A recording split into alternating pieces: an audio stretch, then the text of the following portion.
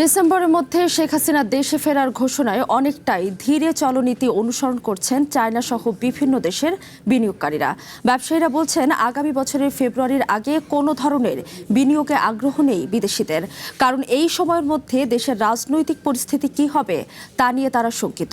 এদিকে 2 বছরের আগে জ্বালানি সংকট কাটবে না, অর্থমন্ত্রীর এমন মন্তব্যের প্রভাবও বৈদেশিক বিনিয়োগে প্রভাব ফেলতে পারে বলে মনে করছেন ব্যবসায়ীরা।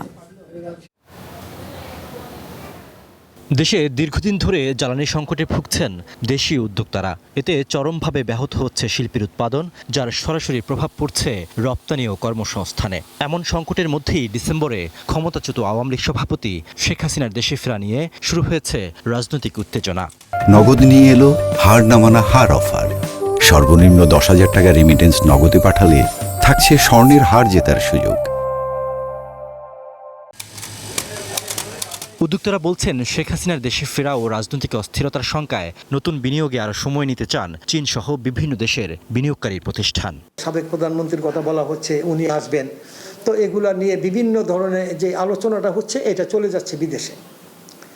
বিদেশি যারা ইনভেস্টর তাদের কাছে চলে যাচ্ছে, তারা কিন্তু ওইটা নিয়ে আতঙ্ক। তাদের আতঙ্ক এখন দুইটা, একটা হলো গ্যাস, বিদ্যুৎ, জ্বালানি সংকট। জ্বালানি সংকট হলে তো আপনি কিছুতে অবস্থায় নিয়ে চালাতে পারবেন না। দ্বিতীয়, যদি এখানে আমাদের কোনো অশান্তি সৃষ্টি হয় তাহলে তো এখানে আপনি এসে কী করবেন। লেটেস্ট যেটা আমি কথা বলেছি, কালকেও আমার সঙ্গে আলাপ হয়েছে চাইনিজদের, এখানে ওনাদের বক্তব্য যে তারা যেটা চিন্তা করতেছিল আপাতত সেটা জানুয়ারির পরে। ব্যবসায়ীরা বলছেন, চলমান জ্বালানি সংকটে দেশীয় উদ্যোক্তারা এমনিতেই ভালো নেই। এর মধ্যে জ্বালানি সংকট কাটতে আরও 2 বছর সময় লাগবে। সরকারের এমন ঘোষণার সরাসরি প্রভাব পড়বে বিনিয়োগে। যে অর্থমন্ত্রী বলেছেন যে আমাদের 2 বছরের ভিতরে গ্যাসের যে সমাধান হবে না, এটার অর্থ কিন্তু এখন সবার ভিতরে, আমাদের ভিতরে চিন্তা ভাবনা ঢুকে গেছে, রাত্রে ঘুম নাই। কারণ অর্থমন্ত্রী বলেছেন, আমার যতদূর ধারণা, উনি হয়তো বলেছেন যে আমার কাছে টাকা নাই। একটা হইল যে গ্যাস হয়তো বিদেশে আছে, উনি যেটা বলেছেন এটা কিন্তু অর্থমন্ত্রী কি, অর্থমন্ত্রী অর্থ যোগান দিবেন, তাহলে নিশ্চয়ই উনি বুঝতে পারছেন যে এই মুহূর্তে আমাদের এই টাকা দিয়ে এই গ্যাস এনে আমি দিতে পারবো না 2 বছরে। এমন পরিস্থিতিতে জ্বালানির নিশ্চয়তা ও রাজনৈতিক স্থিতিশীলতায় বিনিয়োগের পথ সহজ করবে বলে মনে করেন অর্থনীতিবিদরা। গ্যাস পাওয়ার ক্ষেত্রে এফএসআরইউগুলোর যে ত্রুটি, এগুলো সংশোধনের ক্ষেত্রে বিভিন্ন ধরনের দীর্ঘসূত্রিতা দেখানো হচ্ছে।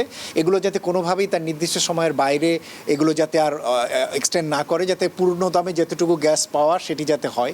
বর্তমান বাস্তবতায় আমদানি নির্ভর জ্বালানি ব্যবস্থাপনা চললেও দীর্ঘমেয়াদে নিজস্ব গ্যাস অনুসন্ধান ও নবায়নযোগ্য জ্বালানির পথে হাঁটার পরামর্শ বিশেষজ্ঞদের। Riaz Suman, one news, Dhaka.